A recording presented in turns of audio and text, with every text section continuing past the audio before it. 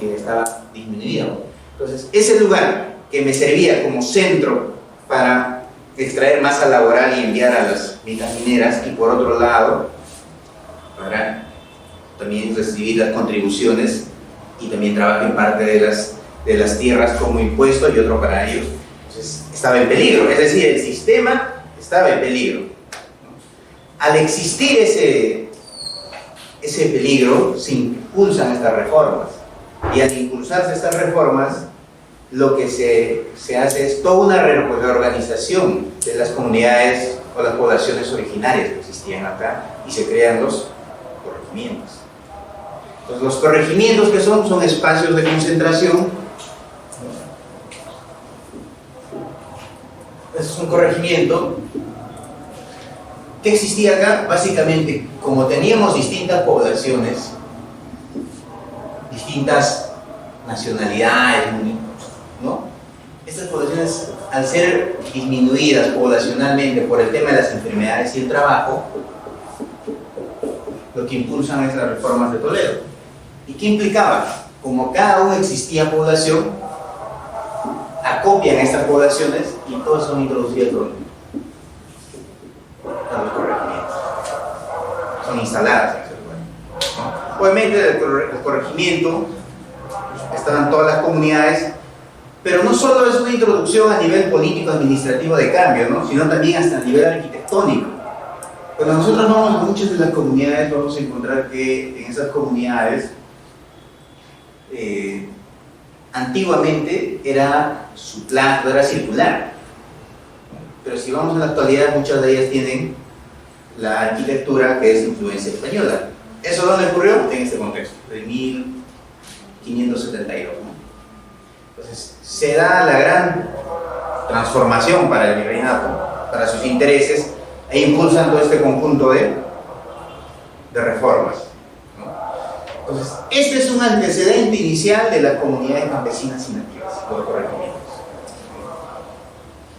Entonces, han sido mermados, disminuidos, exterminados, pero aún así subsisten y son acopiados, ¿no? Al ser acopiados acá, que plantean un mejor control político, administrativo y económico. ¿Por qué? Porque acá igual una parte es para la contribución para la corona, otro es para la producción interna, los obrajes, y lo resto es pues para el tema de seguir extrayendo fuerza laboral para las minas mineras, ¿no? Entonces, se instaura toda una reforma importante que cambia toda la estructura de las comunidades o los pueblos originarios que existían en esta parte, ¿no? Entonces, ahí tenemos un primer antecedente de las comunidades campesinas y nativas como actualmente las conocemos, ¿no? Ese es el antecedente.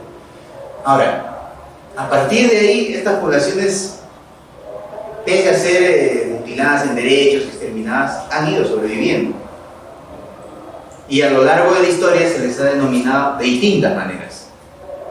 En este contexto también se quechuiza, ¿no? Se impone el quechua como idioma oficial para las poblaciones, porque también eso era un mejor control a nivel del tema de una institución importante como es la religión, que tenían que evangelizar.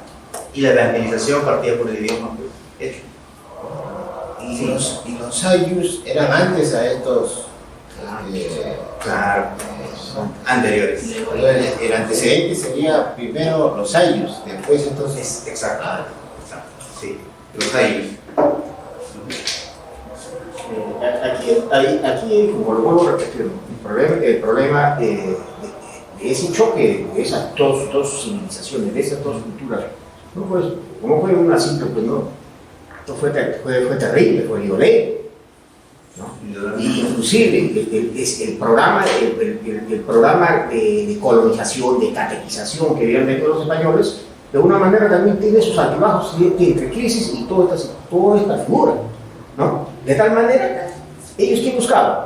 Su objetivo era el oro, era la producción. Para eso, ahora, ¿cómo iban a determinar, por decir, la formación económica social de ese grupo social en el corregimiento? ¿Cuál era el modo de producción de ese grupo? Entonces, lo único que tenía era la fuerza de trabajo. Mesnado, enfermizo. Entonces, ¿qué hace Toledo? su reforma, como en el Estado moderno actual, ¿cuántas reformas hemos tenido? De igual manera. Claro, ¿No? Hace su reforma y de tal manera dice, señores, hagamos los corregimientos. Y se estableció los corregimientos. ¿No? Y muchos autores sostienen que es el embrión de la comunidad católica. Sí. Claro, efectivamente, muy bien su aporte. Pues como estaba leyendo también en un tema de Abancay, por ejemplo, yo soy de Abancay, Lima. No sé si tengo paisanos, siempre cada vez que te encuentro paisanos. Es chanca. Entonces, ¿qué había pasado? Por ejemplo, Abancay es un corregimiento que se instaló más o menos en este contexto también, ¿no? Que no existía, pero que llevaron ahí algunas poblaciones y ya está. ¿Hasta ahí alguna duda? ¿Alguna pregunta? Es importante tener a veces esta explicación histórica para entender todo el proceso más adelante, ¿no? ¿Estamos? ¿Sí? Continuamos. Ahora, en el proceso de la fundación republicana por los griegos en el siglo XIX, recordemos que se copia las corrientes o los principios que estaban pues en el contexto de la Revolución Francesa, la Revolución Inglesa y la Revolución Norteamericana, ¿no? Es decir, libertad, igualdad, ¿no? Todos somos iguales ante la ley, etc. Son preceptos que se copian y bajo ese contexto, bajo ese paradigma se impulsa el proceso de la independencia.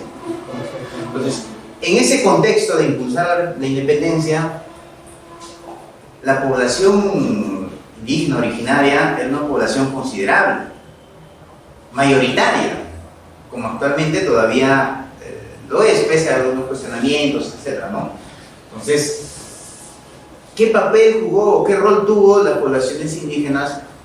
Estamos hablando de estas, de los descendientes, de los corregimientos, ¿no? Y que se les estaba denominando en aquel contexto como indios, en ese proceso de independización, la fundación de un nuevo Estado moderno, y en qué medida pues ellos habían sido incluidos a este nuevo Estado, ¿no? Vamos a ver pues que su condición posterior y antes no varió mucho, ¿no? Más bien se mantuvo y en algunos casos hasta empeoró.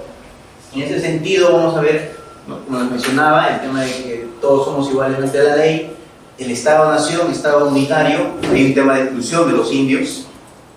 También tenemos el monismo cultural y jurídico, una sola cultura. ¿Alguien tiene noción de qué es el monismo jurídico, cultural?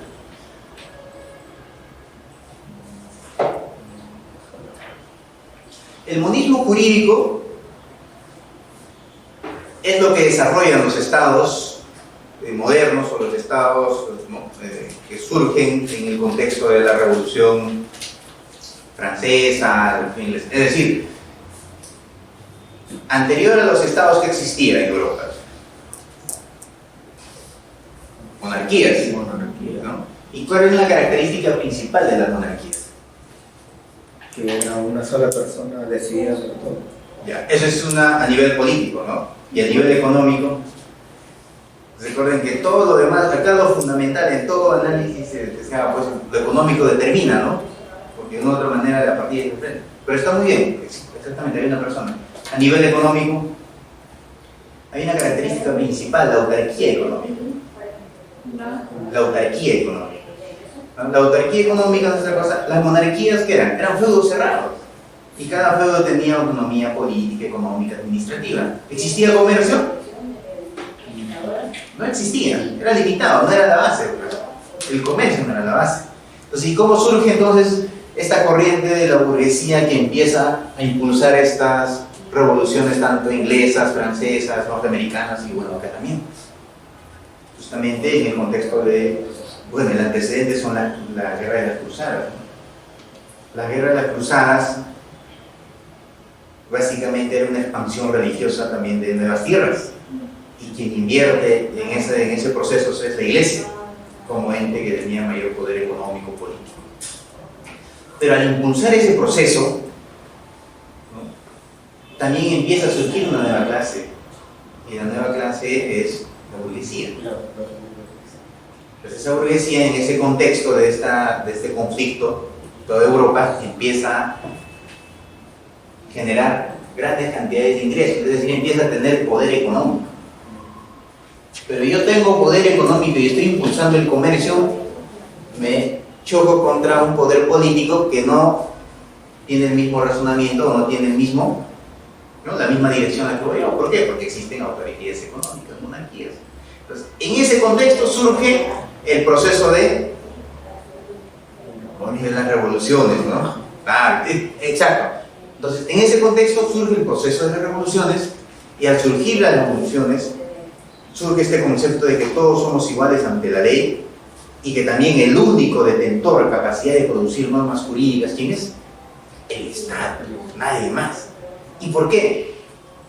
¿Por qué le dan esa prerrogativa y esa facultad? Antes dependíamos del monarca, y el monarca pues venía, ¿no?, su justificación de ser monarca o estar en esa condición era por una justificación religiosa.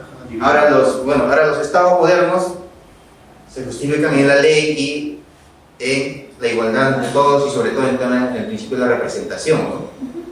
¿Estamos? Entonces, ¿pero por qué le dan esa facultad del monismo con la capacidad solo al Estado de producir normas jurídicas? Ahora, uno, ¿por qué? Porque justamente en este proceso que se está dando de trance, se les quita cierta discrecionalidad también a las autoridades judiciales, porque de una u otra manera, cuando están pasando a un nuevo sistema, creían que el legislador podía invocar el modelo anterior, el sistema anterior, y poder regresar. Por eso que recordemos que en todo este contexto también vamos a encontrar una corriente importante, que es el positivismo jurídico, el imperio de la ley, ¿no? Entonces, dentro de ese contexto, el monismo cultural y el monismo jurídico hace referencia a aquel Estado que es el único detentor capaz de producir normas jurídicas, indistintamente de otras. Y otras formas de producción jurídica no son reconocidas. Y posteriormente, ya en el constitucionalismo, en los constitucionalismos modernos, empieza a hablarse de estas nuevas formas de organización o de producción normativa. Y a eso se le denomina pluralismo jurídico. Es decir, lo contrario al monismo jurídico, cultural y jurídico es el pluralismo. En ese sentido también el monismo jurídico, por un lado, y por otro lado el monismo cultural, es decir, la preeminencia de una determinada cultura nada más, y que todos teníamos que ir en ese mismo sentido, es decir, la negación de todo lo demás. Entonces, ese es más o menos el razonamiento en aquel contexto de la fundación pues, de la República, ¿no?, por los criollos. También vamos a ver que, por un lado, es una sola cultura, un solo idioma y un solo sistema de justicia. Y eso se ha dado en la práctica. Y hasta en la actualidad se viene dando, ¿no? Tú vas a muchos lugares, de repente, donde muchos que litigan, efectivamente vamos a ver pues esto ya como un razonamiento positivista, ¿no?, y que desconoce de repente el tema del concepto de pluralismo, del convenio de etc. Es demasiado, a cada rato. En el caso mismo, en el caso de Tres Islas que les contaba, ¿no?, el caso recién se ganó en el Tribunal Constitucional. Entonces, imagínense todas las demás instancias que perdieron, y recién el Tribunal Constitucional te reconoció, ¿no? Por eso lo vamos a analizar más tarde. Es un caso bien interesante. Y continuamos. Entonces, la invasión europea en el siglo XV, tres tipos de relación colonial, ¿no? Conquista y reducción del pueblo de India, ¿no?, corregimientos o reducciones, firma de tratados o parlamentos. Eso básicamente, ¿dónde era? En Norteamérica, ¿no? ¿Qué más tenemos? No colonizados, y en el siglo XIX enviaron misiones. ¿A qué parte? ¿Recuerdan? La selva. La selva, bueno, por su difícil inaccesibilidad, ¿no? Pero luego posteriormente enviaron misiones, ¿no? Bueno, no es todo, pero igual, hace poco salió una sentencia bien interesante sobre, si no me equivoco, sobre Cordillera del Cóndor, en favor de poblaciones no contactadas. Pero igual les voy a compartir.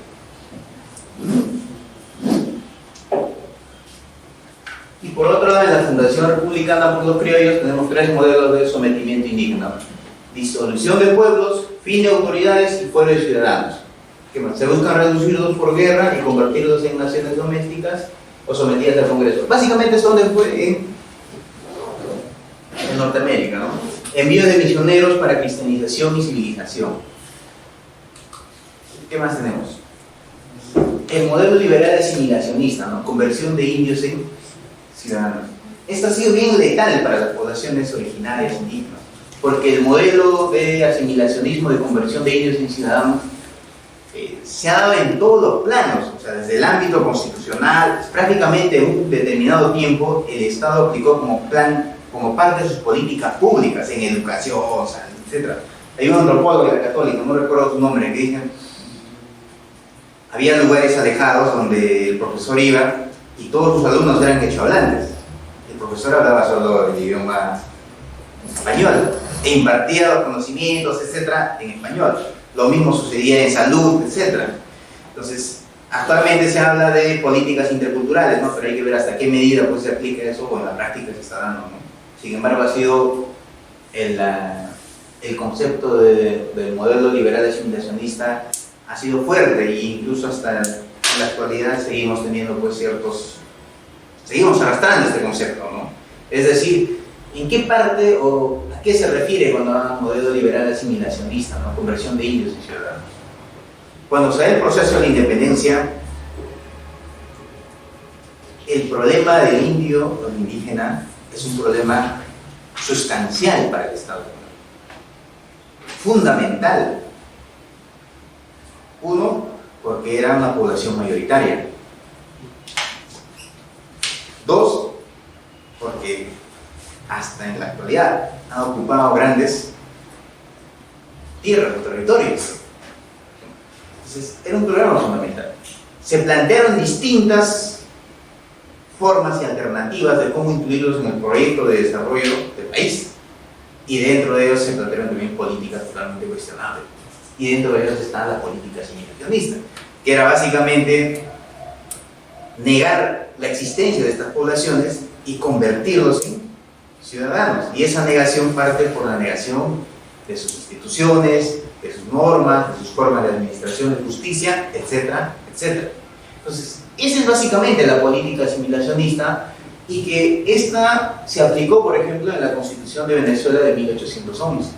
El Estado-Nación, monismo cultural, niega lo indígena y el legislativo es el único que da leyes.